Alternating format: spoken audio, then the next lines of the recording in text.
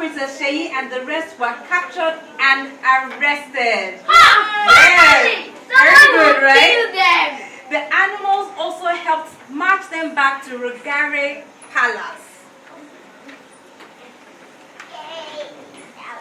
And that's bad. King Adeyemi and his knights arrived just in time to see Princess Sheyi being defeated.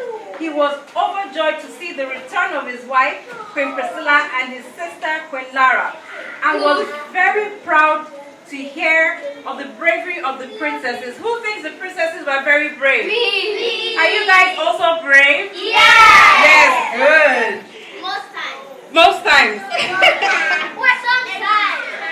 Sometimes. A feast was declared for the whole of Rugare Kingdom. Who has attended a feast before? A feast is parties, a lot of food, dancing, and celebration. Yes.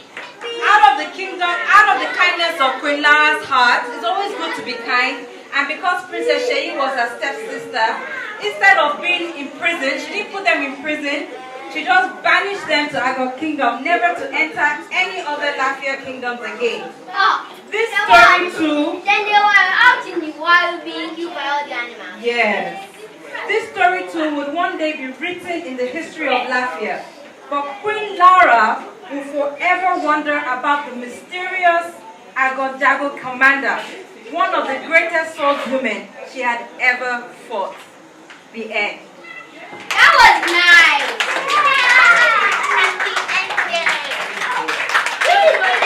Today we can read the royal visit, we can read the royal battle. Even with my curly hair, our children can learn the realities for themselves and see images and illustrations in books that remind them or look exactly like them. Well, first, I think she's very brave. It's not easy to decide to write books. She's very creative, and more importantly, like I said, for me it's important that our kids can relate to the content that they're reading. So it's great that Ranti has taken this up to write books filled with local content and local characters for our children. We need more of this from Nigerian authors, telling our own stories, not reading foreign stories. So I'm happy to be here to support my friend.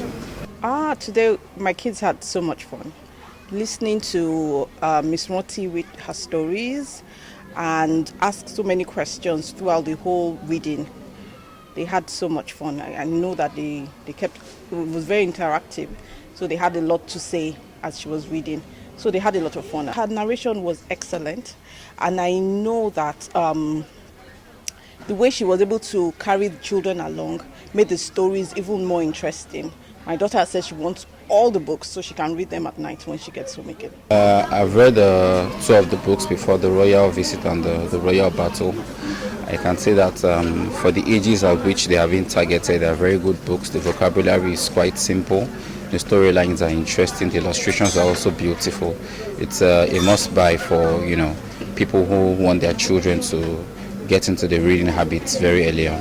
The author, Miss Ranti Akintobi, is a wonderful person. She's a very determined and hands-on person. She has visions of what she wants to achieve in her head, and then she goes ahead to execute it. I've worked with her.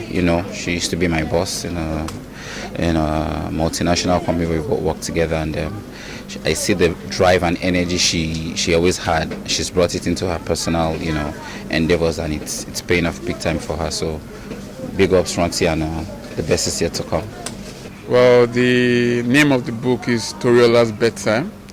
Well, I think the importance of the book is to demonstrate why children need to go to bed on time so that they can wake up early and bright.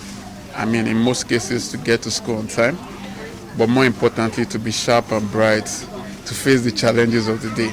Ranti Akintobi is my very good friend. We've known each other for a while, and I'm super impressed about her writing prowess. She has written several books, which has had significant impact on children.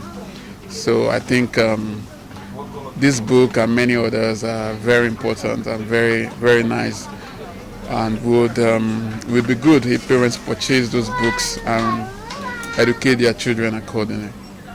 It's a continuation of book 1, which as I said, I wrote last year, and I basically wanted to write books about a royal family based on African characters. I don't believe that in mainstream animations or children's books we have African royal families as main characters for our children's books. So that's what inspired me to write this book. I think the most important impact is our kids can see characters that look like them. Their skin color, their hair, their names, and also where they're from. So there's a connection with the characters.